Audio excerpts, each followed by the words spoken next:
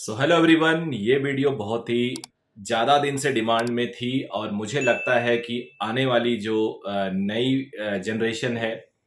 नई जनरेशन का मतलब ये नहीं कि 20-30 साल बाद वाली कोचिंग फील्ड में या प्रिपरेशन फील्ड में आने वाली जनरेशन का मतलब हुआ कि अब जो अगले साल या उसके नेक्स्ट ईयर या वो बच्चे जो अभी 9th-10th में हैं, वो अगर प्रिपरेशन करने आएंगे तो उनको क्या क्या सावधानी बरतनी चाहिए। What are all about NEET preparation, कैसे हम पहले अटेम्प्ट में नीट सेलेक्ट हो जाए, कैसे हमें मनचाहा कॉलेज मिल जाए।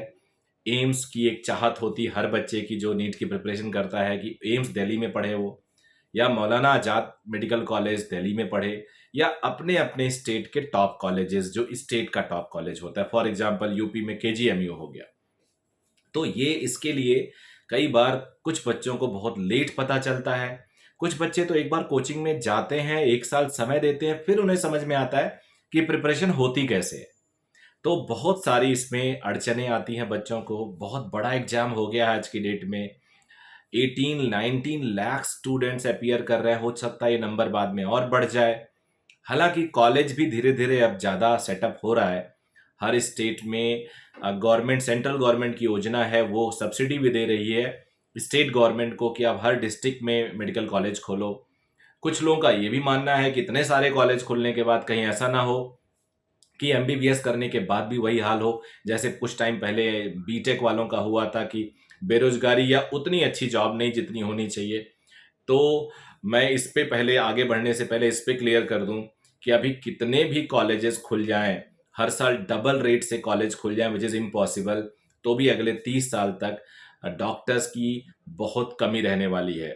जैसे जैसे लोगों की सोशियो इकोनॉमिक कंडीशंस बेटर होती जा रही हैं, वैसे वैसे अब लोग ज़्यादा अवेयर हो रहे हैं और ज़्यादा डिमांड होगी। और इनफैक्ट बहुत हाई इन्फ्लेशन भी इसमें होगा।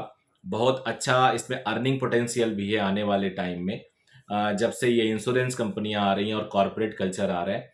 तो लेकिन ये हमेशा सेकेंडरी रहता है मेडिकल प्रोफेशन में जाने वालों का। प्राइमरी होता है उनके लिए सर्विस, और यही होना भी चाहिए मेरे हिसाब से। तो पूरा वीडियो आप ध्यान से देखिएगा, बहुत सारे पॉइंट्स मैं कवर करने वाला हूँ। अगर आपको वीडियो अच्छा लगे तो लाइक ज़रूर कर दीजिएगा। फर्स्ट टाइम इस चैनल पे आए हैं तो सब्सक्राइब कर लीजिएगा, क्योंकि पूरा चैनल नीट को समर्पित है। उसके मैं नीट फिजिक्स भी पढ़ाता हूँ इस चैनल पे, और नीट की काउंसलिंग, मोटिवेशन, उससे रिलेटेड सारी बातें आपको इस चैनल पे मिलेंगी। तो मैं पूरे नीट प्रिपरेशन को कुल मिला के 7 पॉइंट्स में डिवाइड करना चाहूँगा। पहला पॉइंट है प्लानिंग। दूसरा पॉइंट है स्किल सेट आपकी कितनी है या कितनी स्किल सेट की ज़रूरत होती है। तीसरा पॉइंट होता है स्टार्ट कब करें, कैसे करें, इस पॉइंट पे हम लोग बात करेंगे। फोर्थ पॉइंट होता है प्री रिक्विजिट, पहले से क्या जरूरत वाली चीजें होनी चाहिए आपके लिए जिससे कि आप नीट की अच्छी प्रिपरेशन कर सको। फिर उसके बाद पांचवा पॉइंट है, अगर प्रिपरेशन में आप घुस गए तो what should be the syllabus flow, आपके जो सिलेबस का फ्लो कैसे होना चाहिए, कैसे आप उसको चेक कर सकते हो। फिर उसके बाद छठवां पॉइंट होगा टेस्टिंग कैसी होनी चाहिए। पूरे वीडियो में आपको पता चलेगा कि टेस्टिंग आपको किस तरह से, मॉक टेस्ट या किस तरह से क्या करना चाहिए।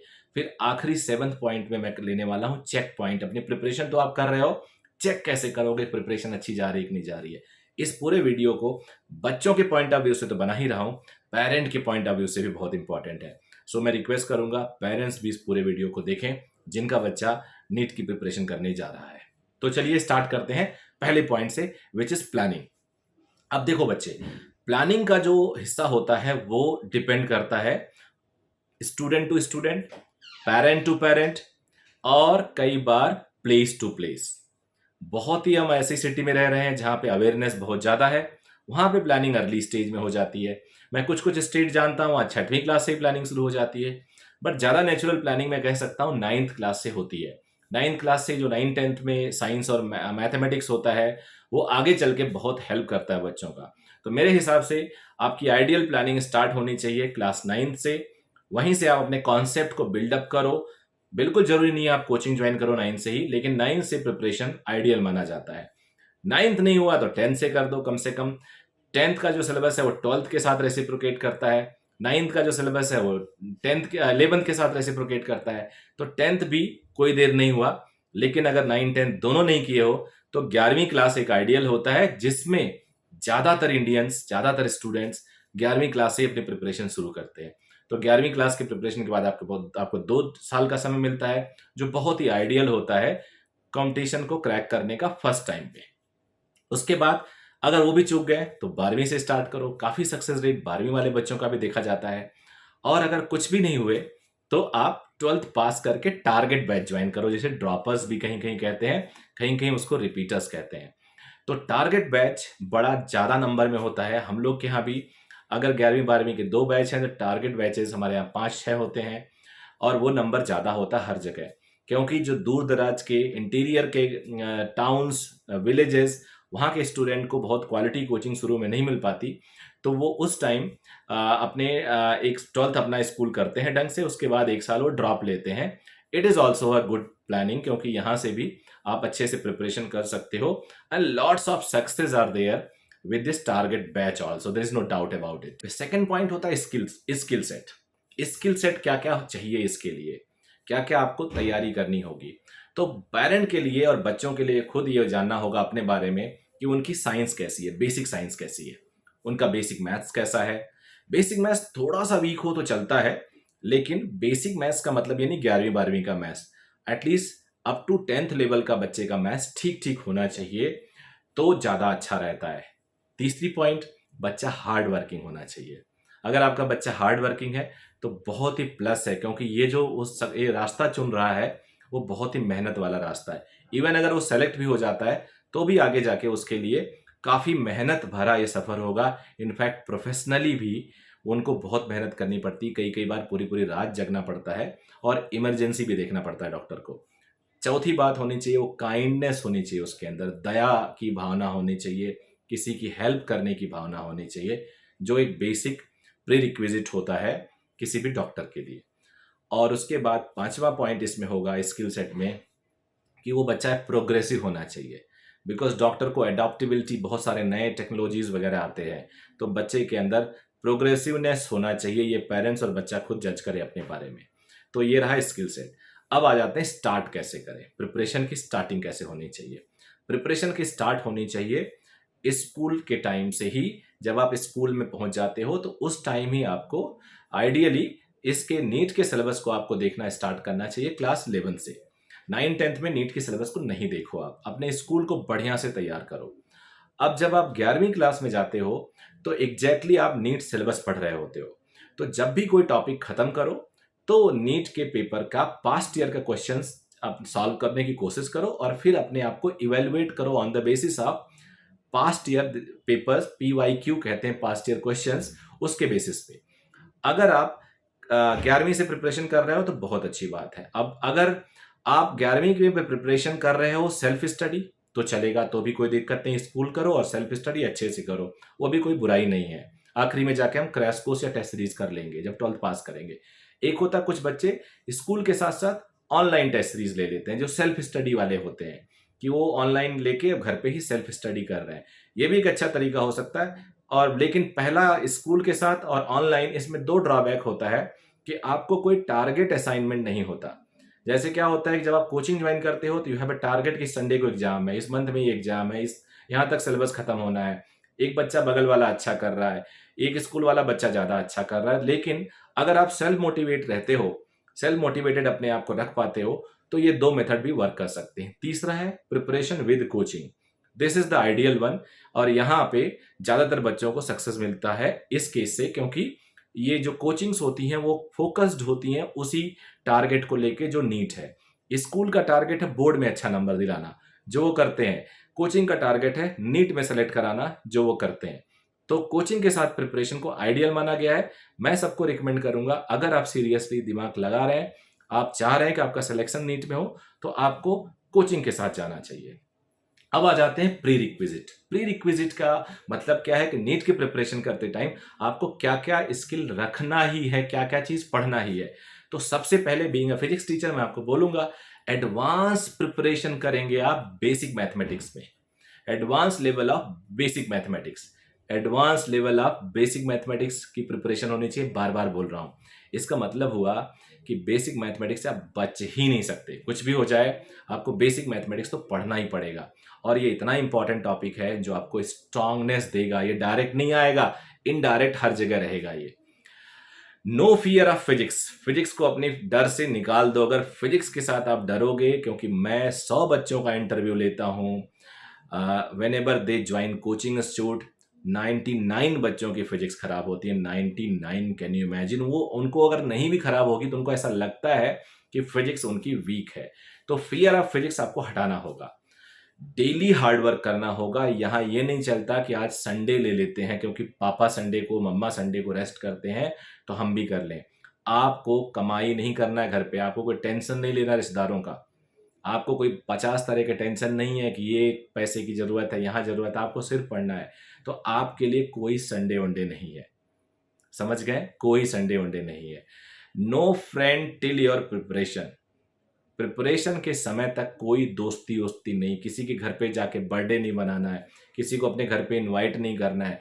क्योंकि आपने किसी के घर पे बर्थडे मनाने चले गए तो नेचुरली वो एक्सपेक्ट करेगा कि उसको आप बुलाएं, या किसी को आपने बुला लिया तो नेचुरली वो एक्सपेक्ट करेगा उसके यहाँ आप जाएं।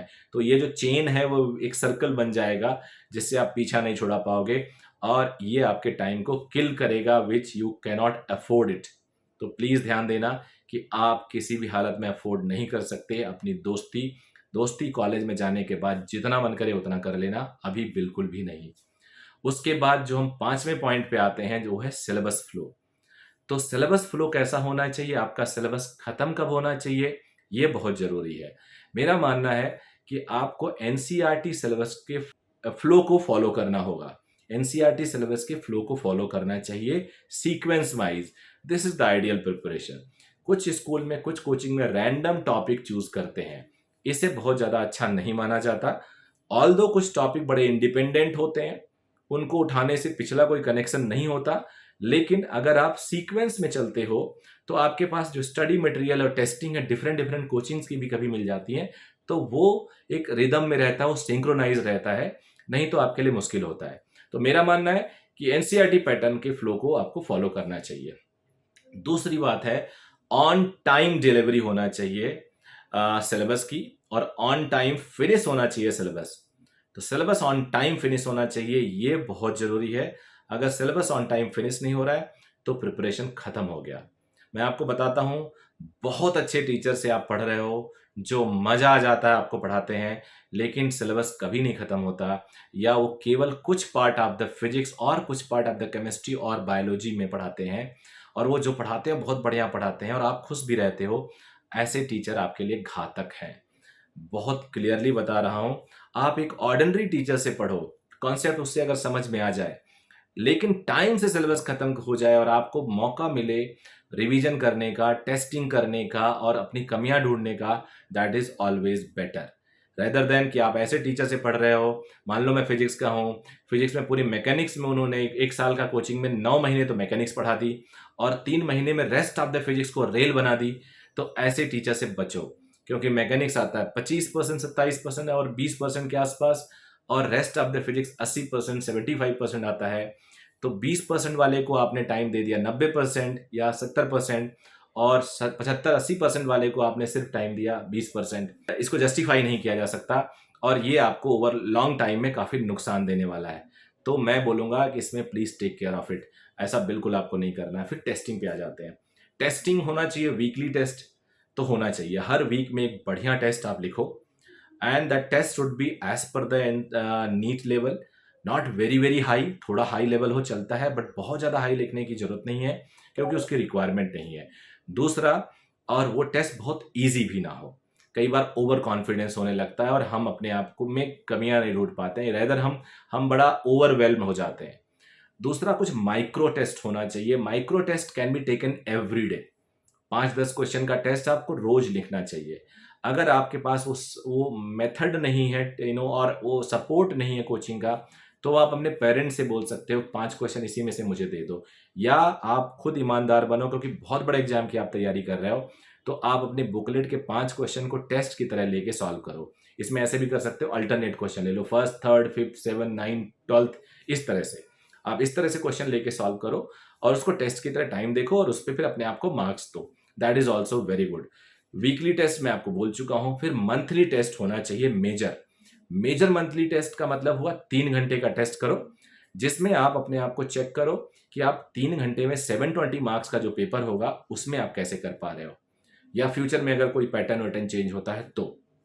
उसके बाद सिलेबस खत्म होने के बाद मैक्सिमम नंबर आप मॉक टेस्ट भी करो, वो आपको रियलिटी से परिचय कराएगा और पेशेंस सिखाएगा। याद रखना, टेस्ट से कोई इंसान जितना सीख सकता है उतना पढ़ने से नहीं सीखता। किसी भी सक्सेसफुल बच्चे से बात करो, किसी भी टॉपर से बात करो, मल्टीपल टेस्ट लिखता है, multiple test, and this is really very important.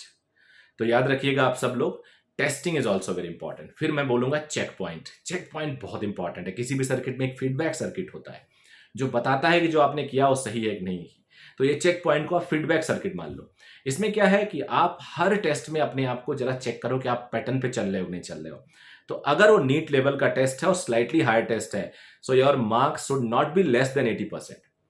80% से आपको ऊपर ही स्कोर करना है, चाहे फिजिक्स हो, चाहे केमिस्ट्री हो, चाहे बॉटनी हो, चाहे जूलॉजी हो। लेवल ऑफ द टेस्ट आपको चेक कर लेना है कि वो नीट के लेवल का रहे और थोड़ा हायर है। कभी कभी टेस्ट में आप 100% भी स्कोर करो, और वो अगर आप 100% और लोवेस्ट 80% के बीच में फ्लक्चुएट करते हो तो समझ लो आपकी प्रिपरेशन ऑन ट्रैक है।